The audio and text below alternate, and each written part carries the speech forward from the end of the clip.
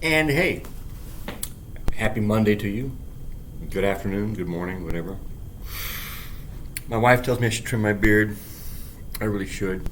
But, so we're finishing up our discussion of macromolecules. And we talk about the fact that we got your basic carbohydrates made up of monosaccharides. They form polysaccharides. We have the lipid class of macromolecules made up of fatty acids, and we link fatty acids into a 3-carbon glycerin to make a triglyceride or a diglyceride or a monoglyceride.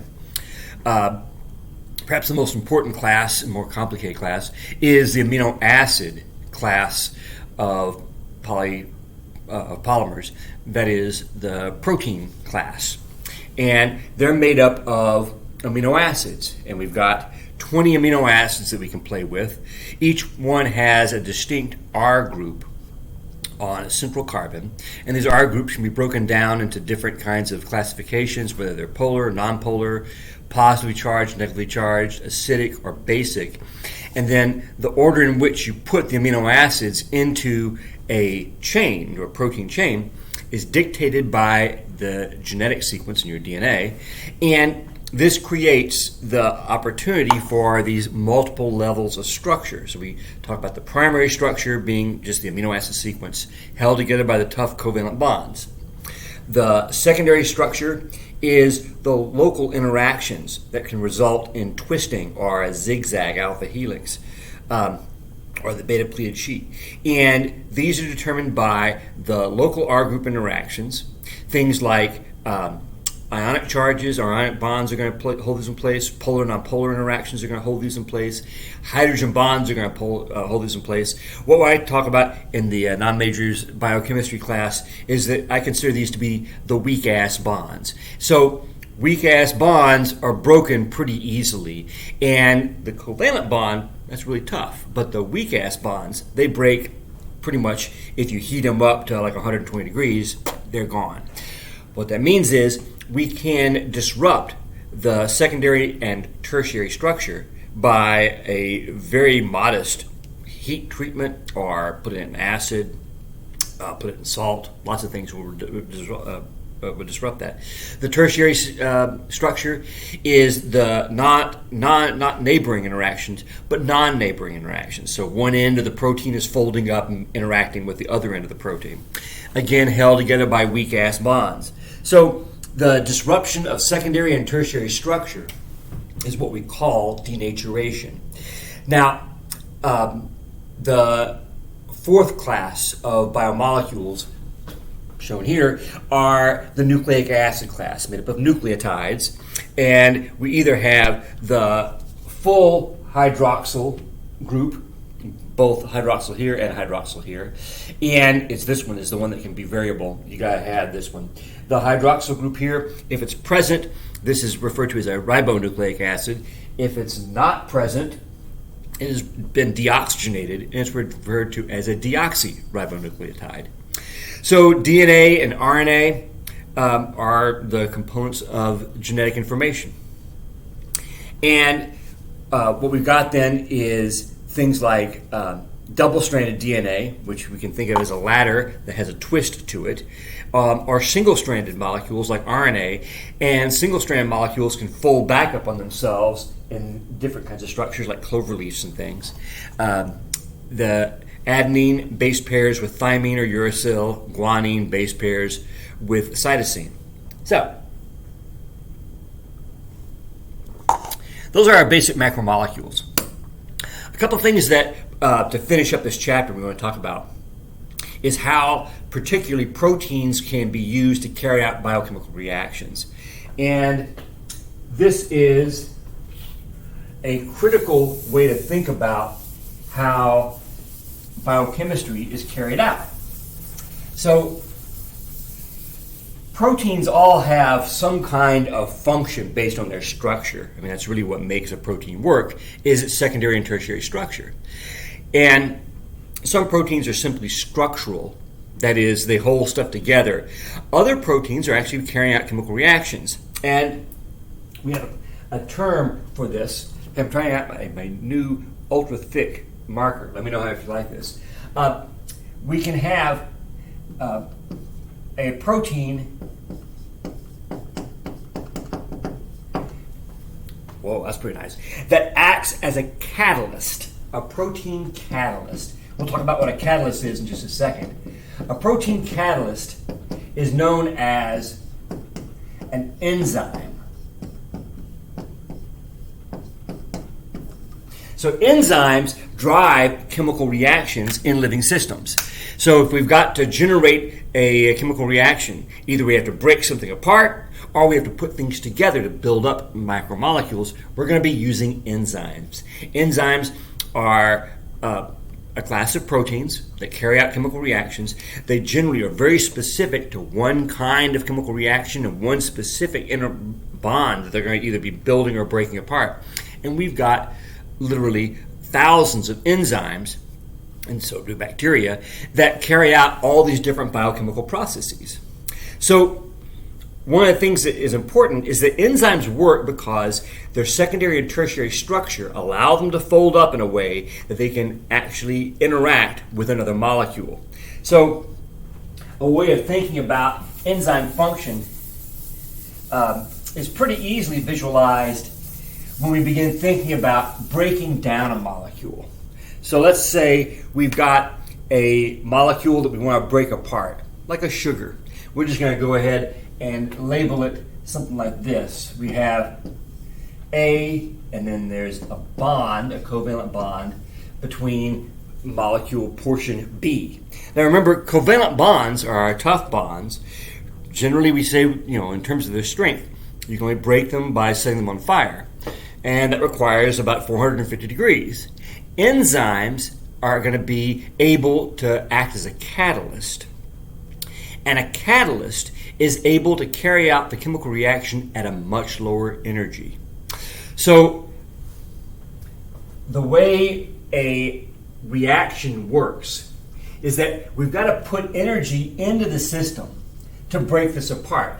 So we're going to have this sort of dumbbell type thing. It's going to break apart, pop, and generate these two little bits, molecule A and molecule B. So we have these two parts broken apart now.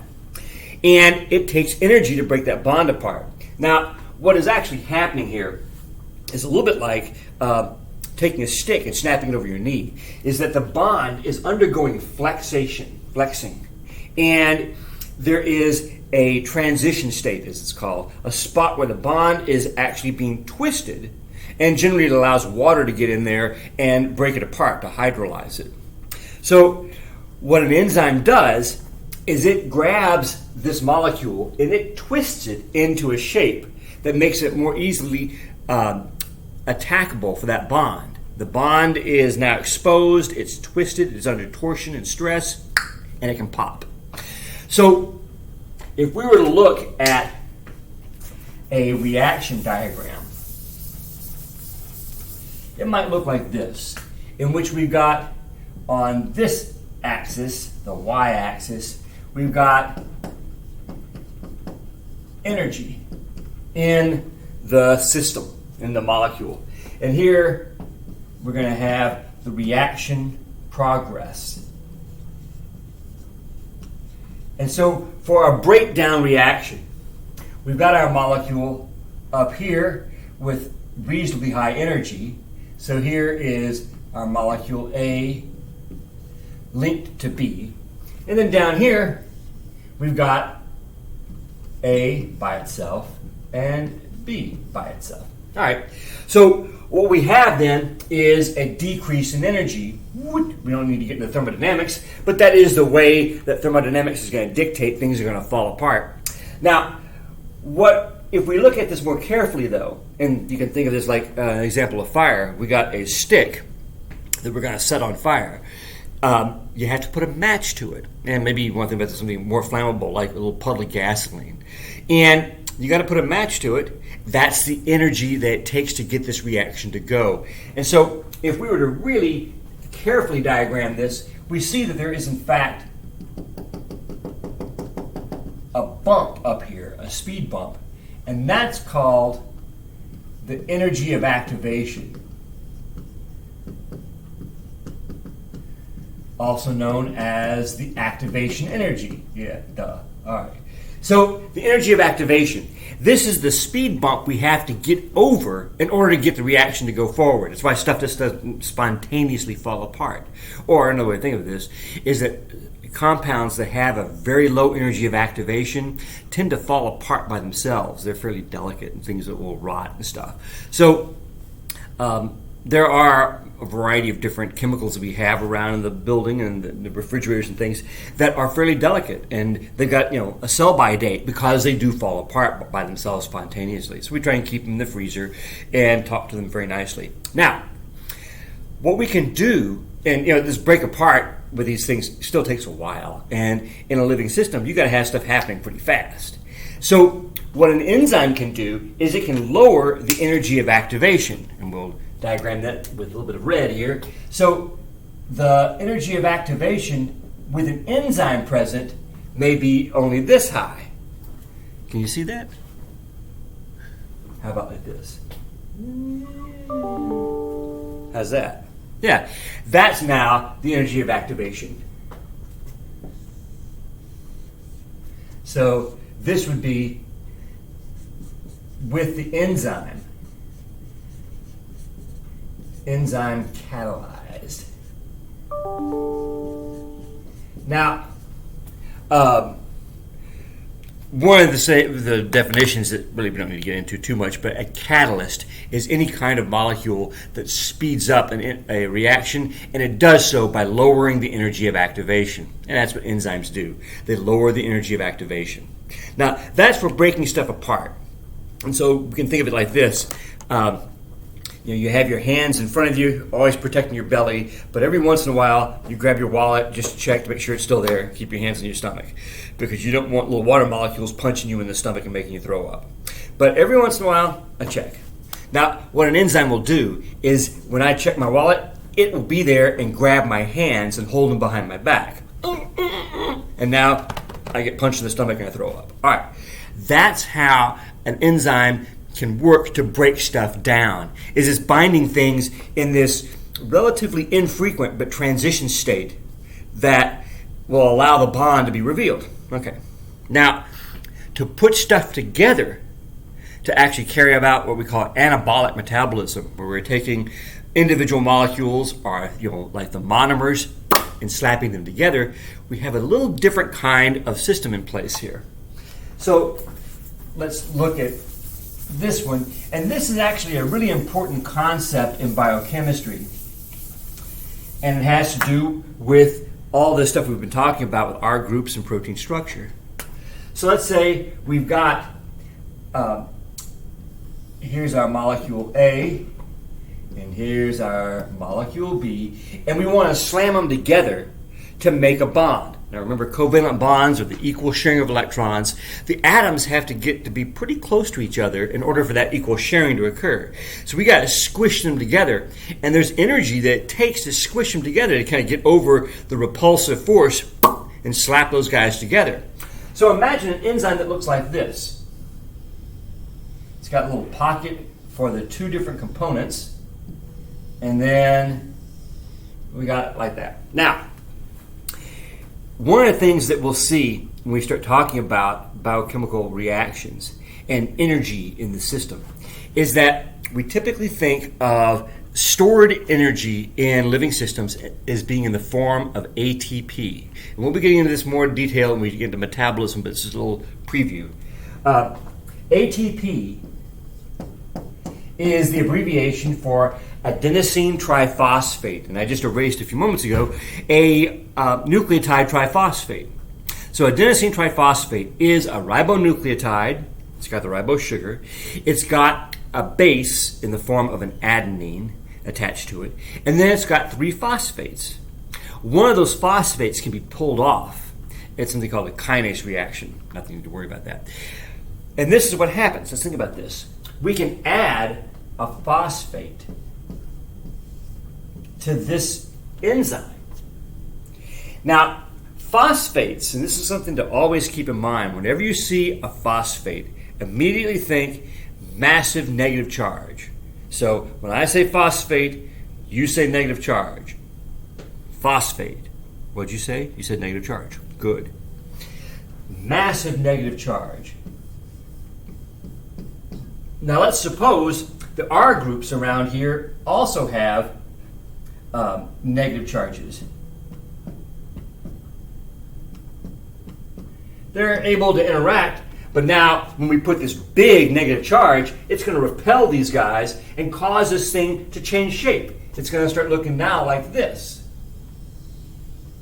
where we've got molecule A and molecule B shoved tightly against each other because that phosphate, and we make a bond. So what we're demonstrating here is the role of phosphates in the production of a covalent bond. Is the addition of a phosphate is critical to making enzymes slap together and begin combining molecules. It's a bit of an oversimplification, but it actually serves as a pretty good way of thinking about these things. So enzymes work because they can take two components, which, by the way, this is known as the substrate, that is the two components, or whatever it is the enzyme's acting on, and then we generate what's known as the product. So we'll be talking about enzyme reactions and things when we get into a little bit of metabolism. But for now, this is a good way of thinking about it. All right? So enzymes are working to lower the energy of activation. They allow biochemical reactions to occur at body temperature and at rates that are fast enough for things to work. So this is an important concept to think about. All right. What we're going to do now is get into the next chapter, chapter 3, and I'm pretty sure that in all the texts, chapter 3 is discussing cells and bacterial classification, sort of an overview. And some of this stuff is best presented in a chart. And I'm going to actually, play around with it, use a little bit of PowerPoint, and I can stand in front of the PowerPoint and point to it here, and that works fairly well. So we're going to get that set up here in just a moment as we get going, because this one's got a lot of diagrams and things. Let's start out first, and I'll provide the PowerPoints as well. And you might say, hey, if you give me the PowerPoints, why do I need to take notes on it? There is really good evidence that for human beings, I don't know about bacteria, but for humans, writing stuff down puts it into your head in a way that is different than simply reading it. So what I want you to do is either while we're presenting or afterwards, go over your PowerPoints and your book stuff and make a list of these terms and these sort of comparison charts, because it's an important way to think about it. And this is actually a really critical part of the discussion of bacteria, comparing bacteria cells to animal cells or eukaryotic cells. Some definitions here, they're really important.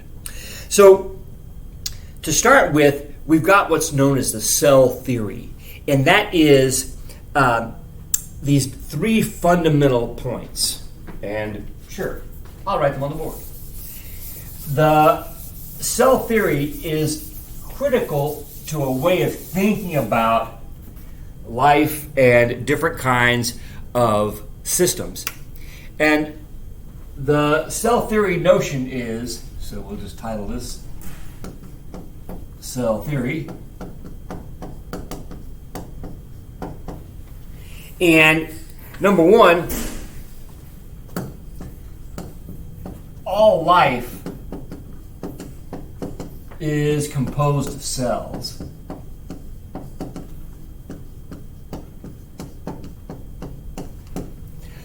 One of the things that comes from this is viruses are not composed of cells. By this definition, viruses are not alive. And that's actually a bit of a twisty thing to think about. Viruses are really bits of information that get into a cell and program the cell up. Without a cell, a virus can't survive. So, all life is composed of cells. We can think about it from a reductionist point, that is, cells are the fundamental unit of life.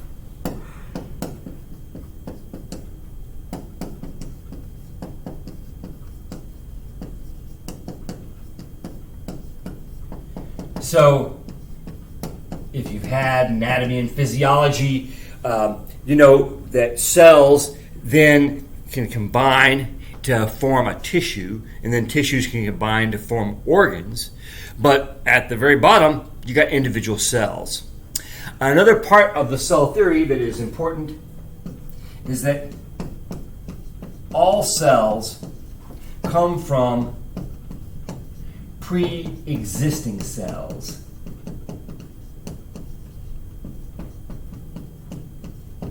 Now, there's a couple of interesting questions that we can think about this. Is that where did the first cell come from? That's actually a difficult question. And can it be addressed using the scientific method? Is, again, a difficult question. Can we ever answer this question with objective certainty? It's hard to know. We can begin building models about how the very first cells developed, but it is difficult to actually begin creating them. Now, people have created synthetic cells. You take membrane, phospholipid bilayer, which you can get from egg yolk, and you can encapsulate different kinds of waters and things, or different kinds of solutions. If you put DNA into that cell, you can actually build a cell sort of from scratch, and people have done kind of that, but you're using some fairly complex material to put in there. But evolutionarily, the first life on the planet, is going to be from some kind of cell. Life probably began with molecules like RNA that can replicate themselves potentially and fold up and actually carry out enzymatic reactions because of their structure. And then over time, evolutionary time, we have these things encapsulated in membranes, which makes a compartment to separate out the outside from the inside, and you can begin pumping things out and in and creating differences. And from there, we begin to develop more complex organisms. So it's a difficult kind of question, but and one of some philosophical note, but not all that critical for us. The main thing is that we know that all life then is composed of cells. So we've got on our planet, in the way we think of things, we can break cells down into two broad categories. And what we want to do is look through the criteria that assigns whether you're going to be in one category or the other. So the two broad classes of categories are this. We've got what are known as prokaryotic cells, and we also have eukaryotic cells. And we're going to look at some PowerPoints here in just a second.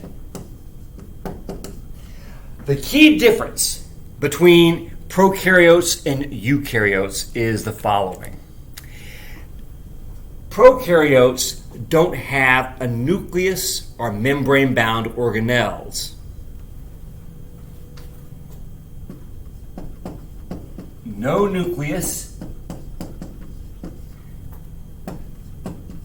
no membrane bound organelles. They mostly are a sac of all kinds of different proteins. Now, that's not to say there's a uniform sac. There's actually some compartmentalization and squishing of things from one side to the other.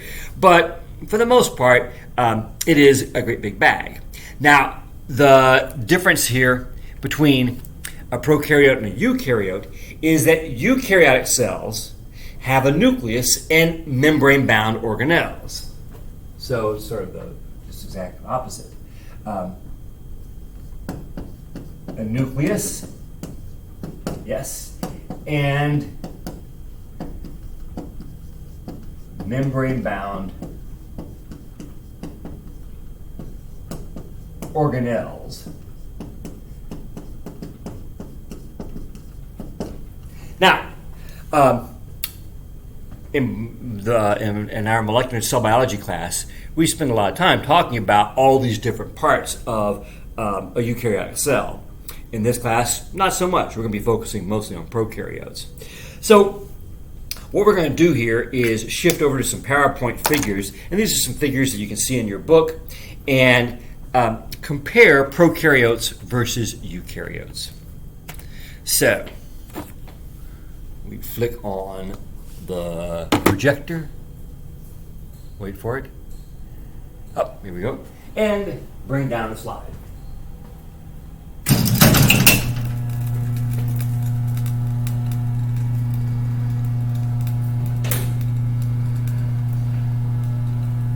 And dim the lights, please. Thank you.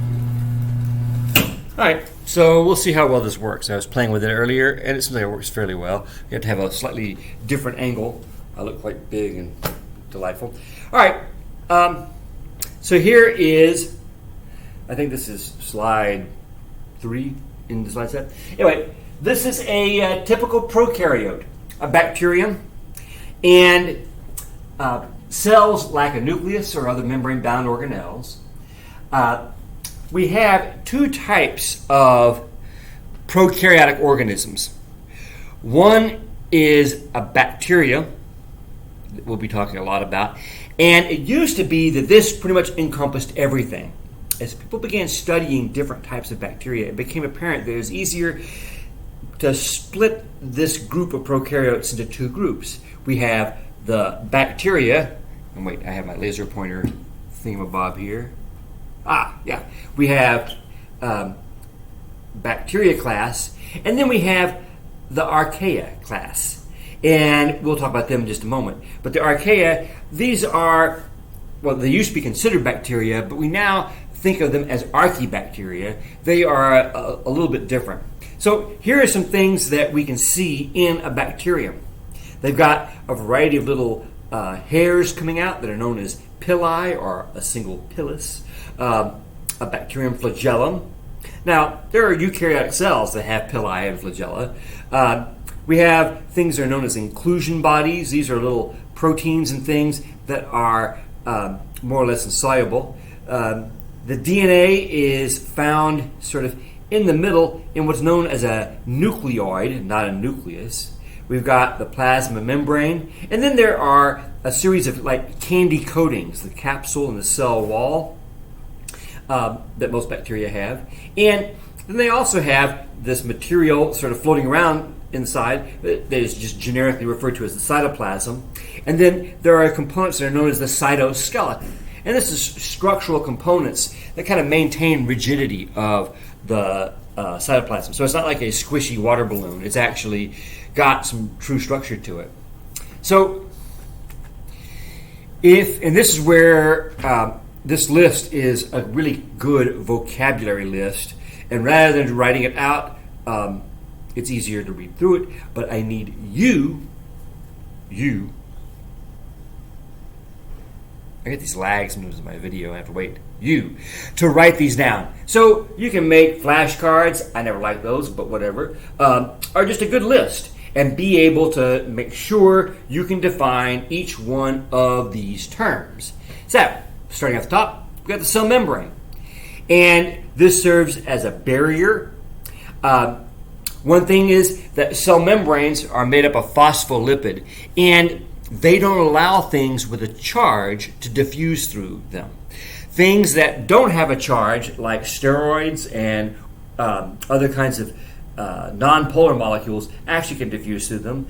Water can diffuse through the cell membrane. Carbon dioxide and oxygen can go back and forth. But anything with a charge can't get through. No sugars, no charged amino acids. So we're going to see that we have to have proteins embedded in the membrane that are pulling those guys in. Anyway, that's the cell membrane. It makes this compartment. It makes the inside versus the outside. The cell wall is a part of the candy coating, I like to think of it. This is made of a compound known as peptidoglycan, which is a combination of protein and carbohydrate. It is a hybrid. It's protein that's got a lot of, trying to find my spot where I should stand, a protein that's got a lot of sugars attached to it. It's also known as a glycoprotein, or other types of molecules are known as proteoglycans. Just as a little example, boogers are made up of a lot of proteoglycan. And so lots of different kinds of sticky, gooey things in the body and in different cells are made up of this sugar-protein combo polymer. Peptidoglycan, though, specifically in bacteria. Then there is the outer layer called the capsule, and this is a slimy sugar coating. It is sticky like glue, and so it anchors a lot of bacteria to cell walls and things, or to different spots in the body. This is why soap is so important to wash these guys out. It's also useful at allowing the bacterium to evade the immune cells. It's kind of a slime layer.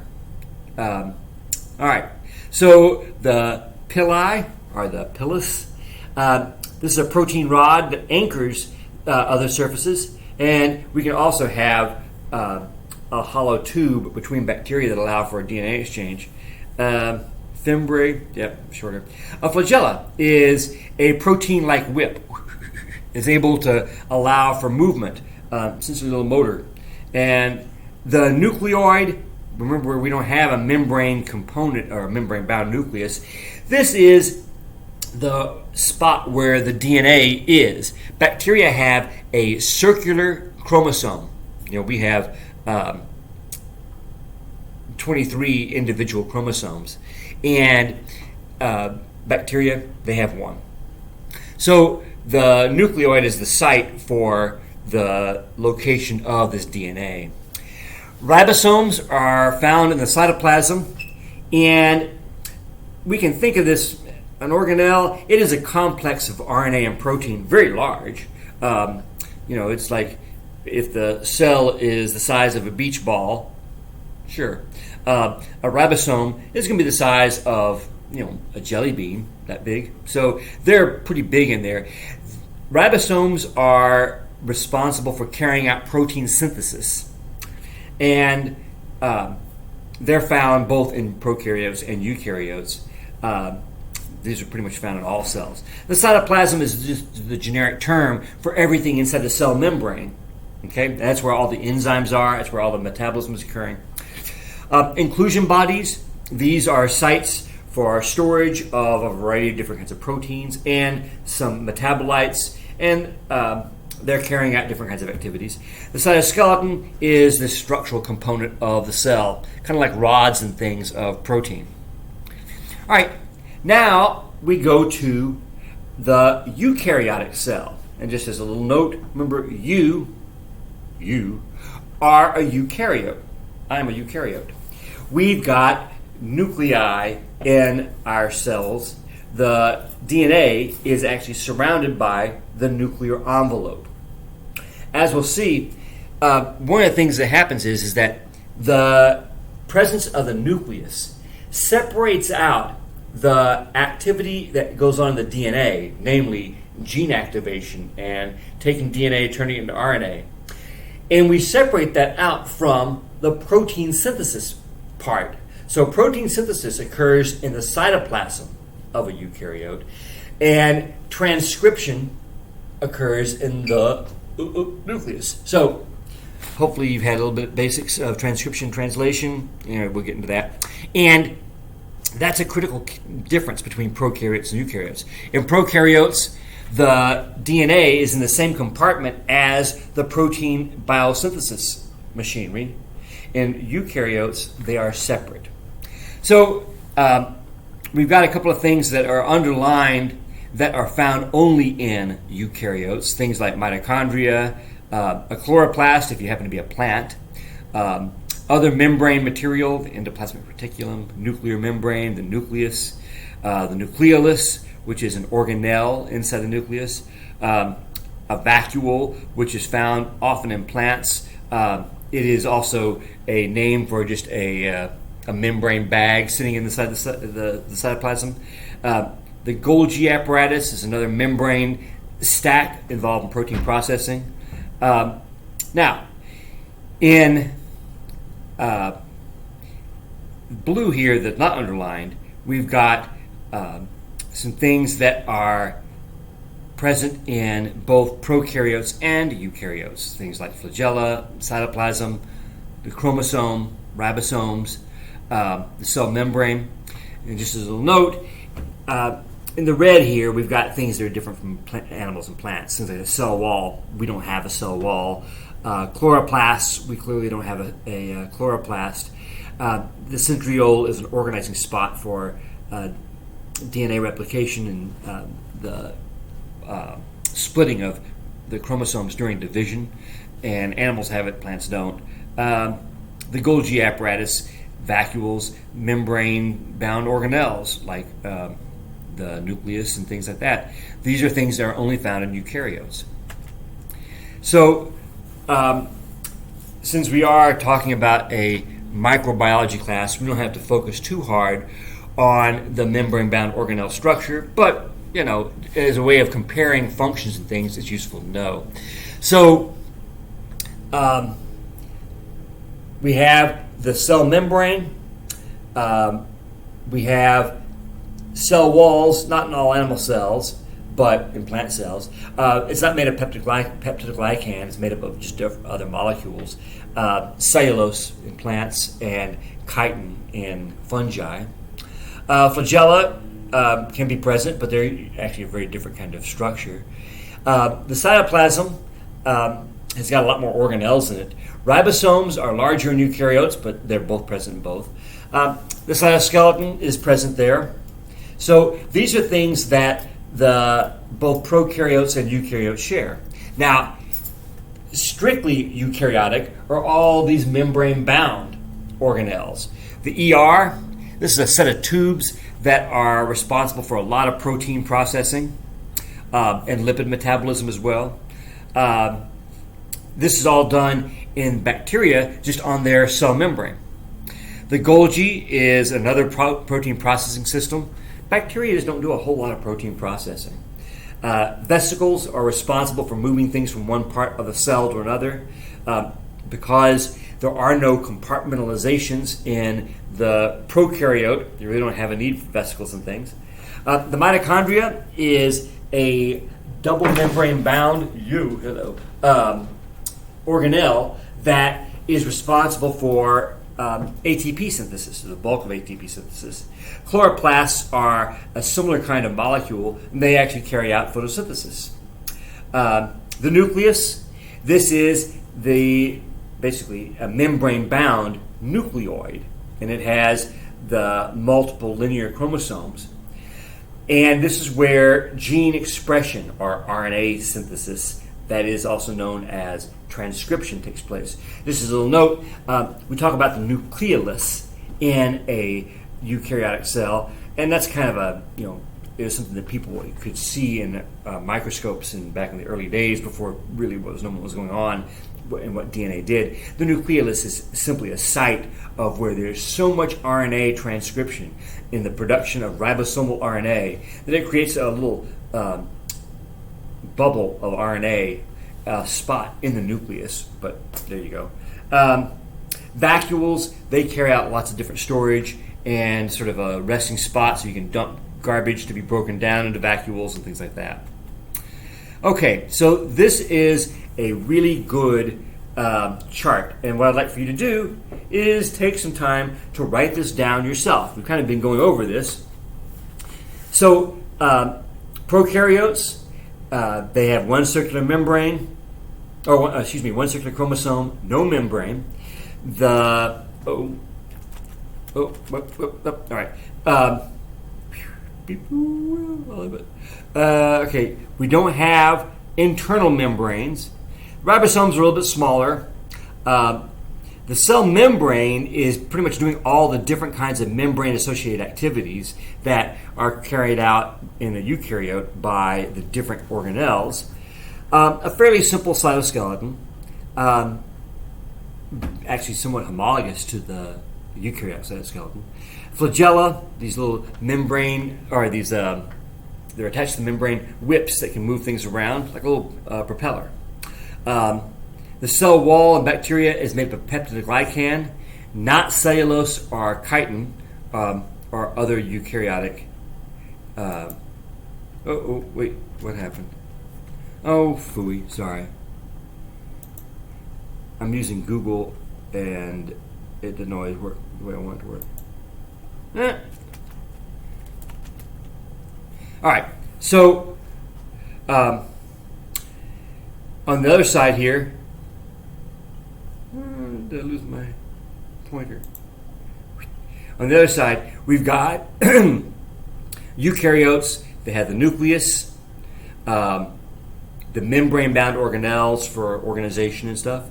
We have ribosomes, but they're larger. The membrane activities, these sort of separations and compartments, they generally are carried out in organelles. The cytoskeleton is doing all kinds of stuff.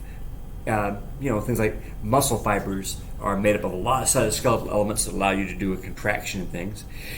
The flagella and cilia, these are actually fairly similar. They are using ATP hydrolysis to drive movement and to generate sort of a spin or a motor type molecule to spin around. So cell walls, bacteria have the peptidoglycan cell walls. Animal cells, of course, lack a cell wall, but plants have cellulose. Fungi have chitin.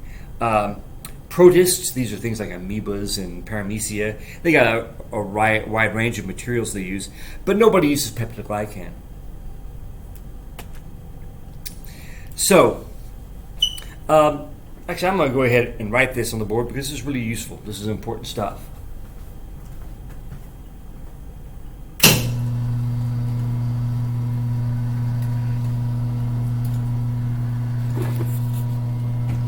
Bing, bing. Thank you, and we're back. All right, let me see where we are.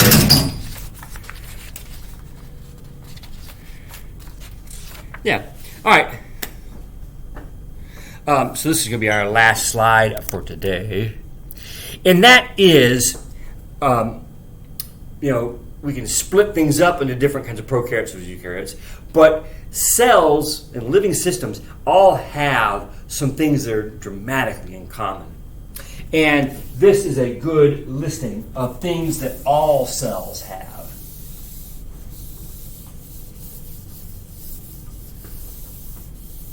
So one of the things I think about when you begin comparing different kinds of living systems is you can lump stuff or you can split stuff.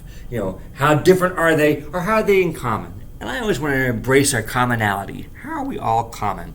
And this is a list of things that all cells have. And it is this. We got the cell membrane.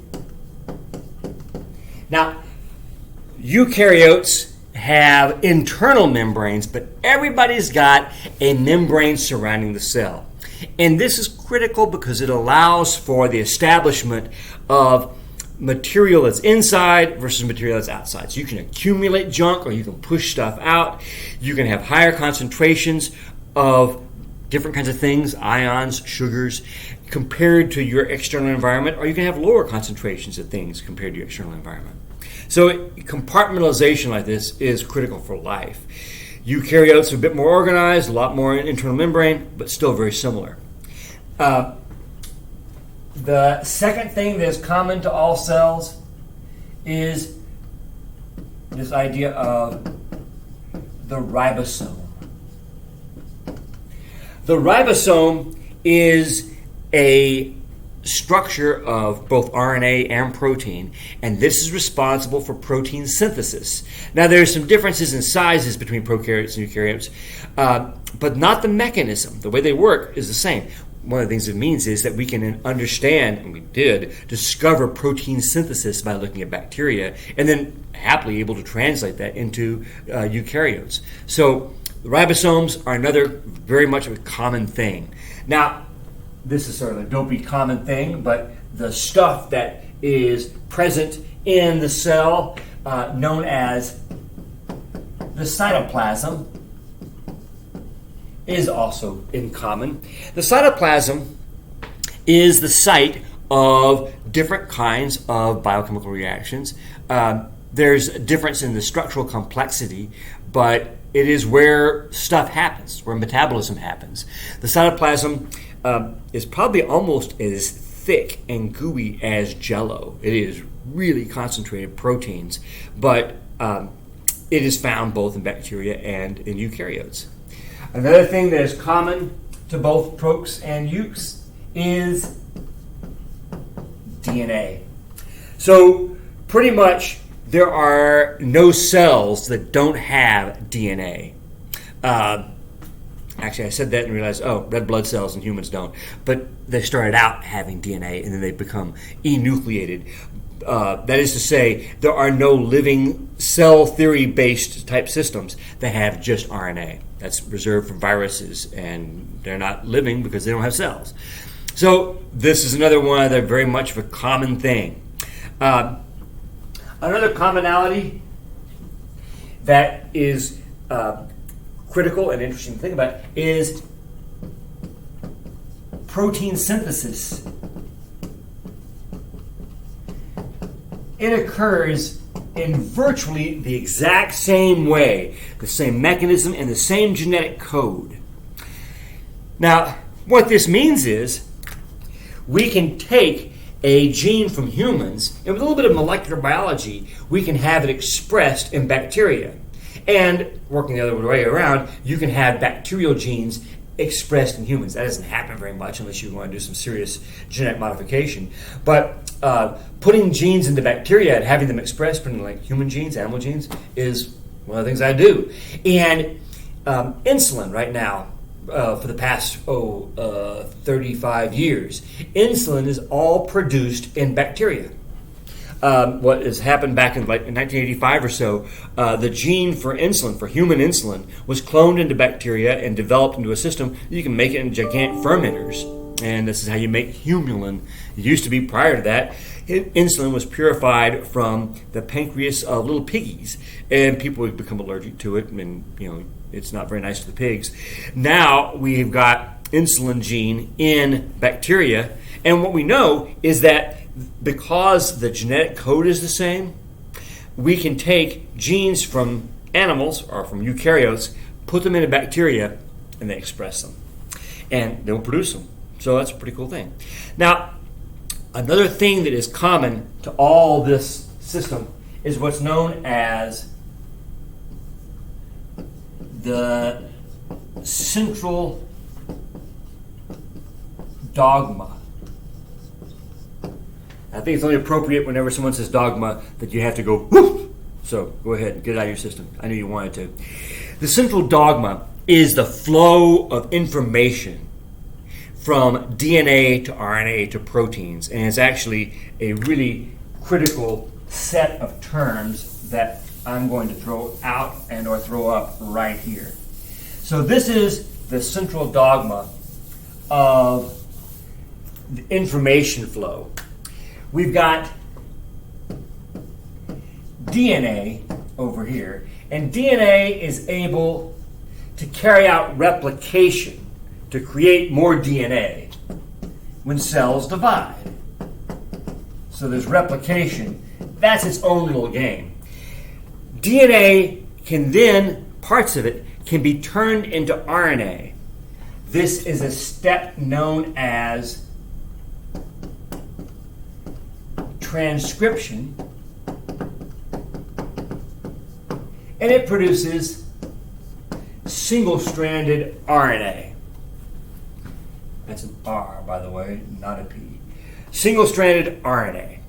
Now, RNA can be converted into protein by a mechanism we call translation.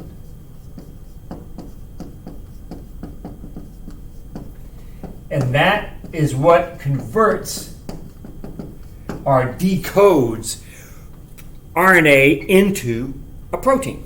So remember, as we said, we got these 20 amino acids to choose from, and the RNA is essentially the instruction set for what amino acid order to generate.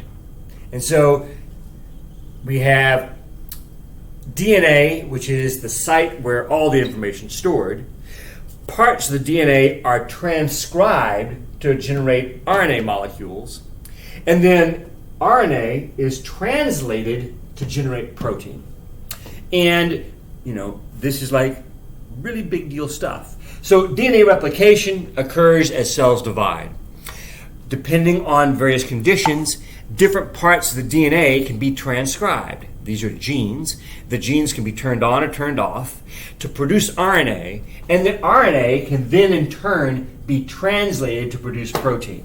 Now, in the bacterium, the control of transcription and translation is somewhat controlled. We're going to be talking about some very cool mechanisms by which we can control gene expression. But in animals, or in eukaryotes actually, man, this is big time biz. This is critical. The control of gene expression. It's what differentiates cells. It's what is carrying out all kinds of different processes. Because if you think about this with a bacterium, it is a single cell type. With a complex eukaryote, such as myself, I've got multiple cell types. I've got liver cells, I got fingernail cells, I got brain cells, I got hair cells.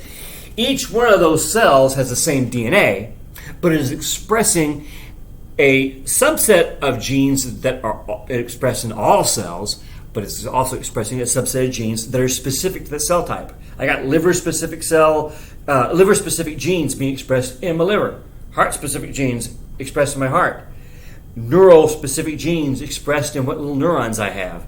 And so the control of gene expression in eukaryotes is this whole other thing. That is actually a phenomenally cool discipline. But that's what we have to say for now. So if you would, go through and build your list of the components in the prokaryotes versus eukaryotes. That would be slide 4, the functions and structure of structures in the prokaryote. And then slide 6 is the functions of structures in the eukaryote. And then finally, slide 7 is the prokaryotes versus eukaryote comparison. And finally, slide 8, that is things that all cells do. Make yourself a list of those things, read them every night to yourself before you go to bed, and learn them. And then you'll be doing something good for yourself.